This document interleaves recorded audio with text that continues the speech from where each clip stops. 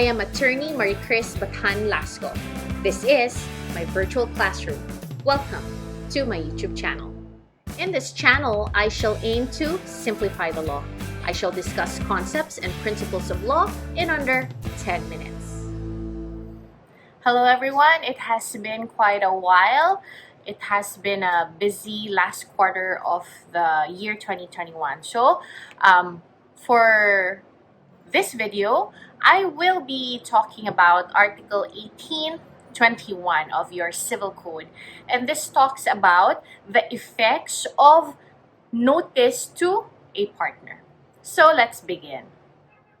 Let's take a look at Article 1821. It says, notice to any partner of any matter relating to partnership affairs and the knowledge of the partner acting in the particular matter acquired while a partner or then present to his mind, and the knowledge of any other partner who reasonably could and should have communicated it to the acting partner operate as notice to or knowledge of the partnership, except in the case of fraud on the partnership committed by or with the consent of that partner.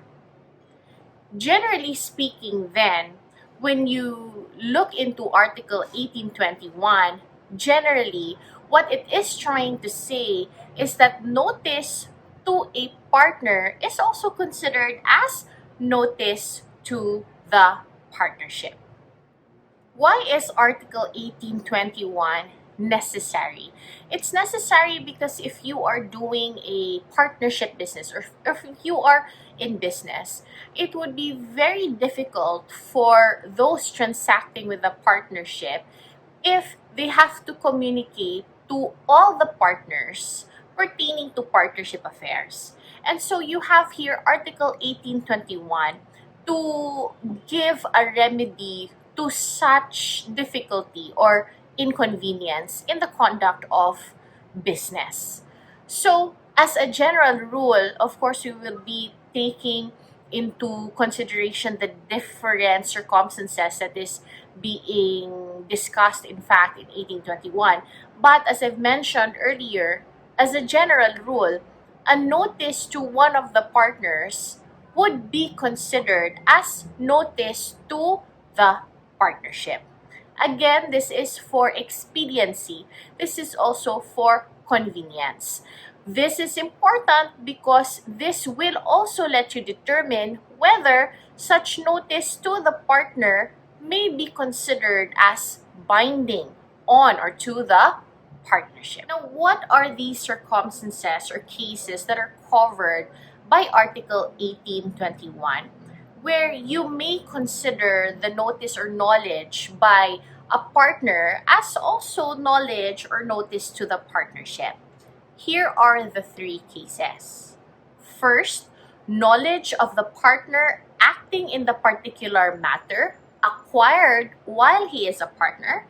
Second, knowledge of the partner acting in the particular matter then present to his mind. And third is knowledge of any other partner who reasonably could and should have communicated it to the acting partner. Let's discuss these three one by one. So first, knowledge of the acting partner is considered as knowledge of the partnership.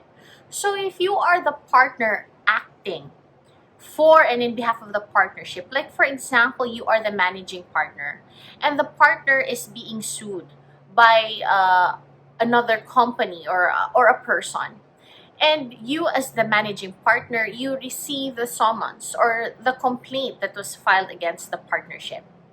Even if you're the only one who received such complaint, your knowledge is considered as knowledge of the partnership because you are the partner acting in that particular matter. Another example, if you were the partner tasked to buy a property for the partnership, so you are the partner acting for that particular matter, and when you were looking for a property to buy for the partnership, you now have this property that you have decided to buy for the partnership, and during the negotiations, during your due diligence, you acquire information that a third person is claiming ownership over this property. Is your knowledge considered as knowledge of the partnership? The answer is yes. Because again, you are the partner acting in that particular matter, and the law says that knowledge of such partner is considered as knowledge of the partnership. What is the implication then? What would be the consequence? The consequence then would be that the partnership cannot consider itself as a purchaser in good faith, because the knowledge of the partner that there was a third person claiming ownership over such property can now be imputed against the partnership. Now, how about the second circumstance or case that we mentioned earlier on, where the knowledge of the acting partner then present to his mind is considered as knowledge of the partnership? What do we mean by that? This still pertains to a partner who is acting in a particular matter. But let's say, for example, in the previous example that I gave, if the information was obtained by that partner pertaining to a third person claiming ownership over that land that he is to buy for the partnership, let's say that information, he got such information before he became a partner. Will that knowledge be considered as knowledge of the partnership? The answer now is it depends. It depends on what? It depends on whether it was then present to his mind, if he was thinking about it. Yes, you are right to think that this is difficult to prove, because it is. It is a question of fact. So if you can prove that that partner obtained such information already prior to him becoming a partner, and when he was acting in the particular matter, when he was purchasing the property, it was then present to his mind. He thought about it, that he already had information about this before, that a third person has already claimed ownership over such property, then that knowledge may be considered as knowledge of the partnership. Now, how about the third scenario or case, where any other partner who reasonably could and should have communicated it to the acting partner can be considered as knowledge of the partnership? Now, again, we go back to that example on one of the partners who was tasked to buy a parcel of land. So let's say it's ABC partnership, and then you have A being tasked to purchase a parcel of land. And then again, there was a claim by third persons. A does not have knowledge of it, but C knows that there is a third person claiming ownership over this particular property.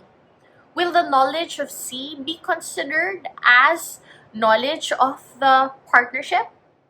The answer now is if C could and should have communicated it to A, the acting partner, and still C did not do so, it may still be used against the partnership.